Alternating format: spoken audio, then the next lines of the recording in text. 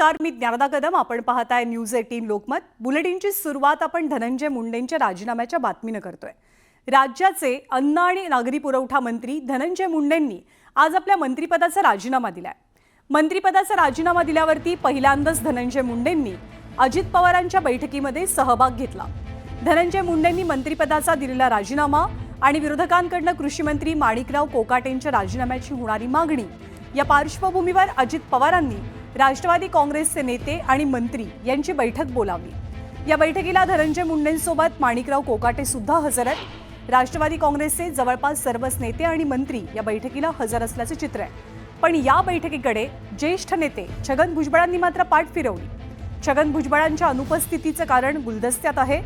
महायुतीमधला अंतर्गत वाद आणि पक्ष बांधणी संदर्भात या बैठकीमध्ये चर्चा होणार असल्याची माहिती मिळते.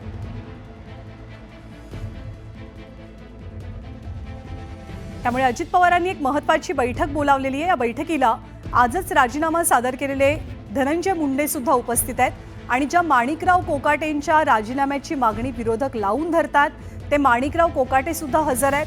मंत्री, आमदार आणि वरिष्ठ नेते या बैठकीत सहभागी होत असले तरी सुद्धा छगन भुजबळांनी मात्र या बैठकीला दांडी मारली आहे. प्रणाली कापसे आपल्या सोबत आहेत. प्रणाली, बैठकीचं एक तर कारण काय आणि भुजबळांची अनुपस्थिती जरा जास्त खटकणारी आहे.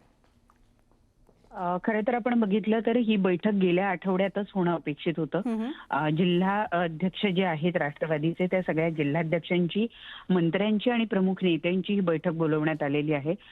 दोन मंत्री जे राष्ट्रवादीचे वादात अडकलेले आहेत ते धनंजय मुंडे आणि माणिकराव कोकाटे, हे दोन्ही मंत्री आत्ताच्या घडीला, खरं तर आता धनंजय मुंडे यांचा राजीनामा झालेला आहे त्यामुळे त्यांना मंत्री असं संबोधता येणार नाही, परंतु माणिकराव कोकाटे हे सुद्धा या बैठकीला उपस्थित आहेत. आज दुपारी अधिवेशनाच्या कालावधीमध्ये छगन भुजबळ हे सभागृहामध्ये आलेले होते, परंतु सभागृहामध्ये गदारोळ झाला आणि त्यानंतर सभागृहाचं आजचं कामकाज आटोपतं घेण्यात आलं. त्यावेळेला छगन भुजबळ बाहेर पडले. त्यामुळे अपेक्षा अशी होती की आजच्या प्रमुख नेत्यांच्या आणि जिल्हाध्यक्षांच्या बैठकीला ते उपस्थित राहतील, परंतु ते उपस्थित नाही. यामधून पुन्हा एकदा छगन भुजबळ नाराज आहेत का अशी चर्चा वर्तवली जाऊ लागली, जेव्हा की दुसरीकडे ही सुद्धा चर्चा आहे की धनंजय मुंडे यांचं जे रिकामं झालेलं पद आहे ते पद हे छगन भुजबळांकडे जाण्याची शक्यता वर्तवली जाते. काही सूत्रांचं असं म्हणणं आहे की केवळ फॉर्मॅलिटीज बाकी आहे. असं जरी असलं तरीही आज या बैठकीला छगन भुजबळ यांची अनुपस्थिती पुन्हा एकदा छगन भुजबळांच्या बरोबर आहे. पक्षाचे वरिष्ठ नेते आहेत. मंत्रीपद न मिळाल्यामुळे ते नाराज नक्कीच होते, पण आजच्या अतिशय महत्त्वाच्या बैठकीला त्यांची अनुपस्थिती ही बरीच खटकणारी आहे, चर्चांना आमंत्रण देणारी सुद्धा आहे. धन्यवाद प्रणाली, अपडेट जाणून घेत राहू.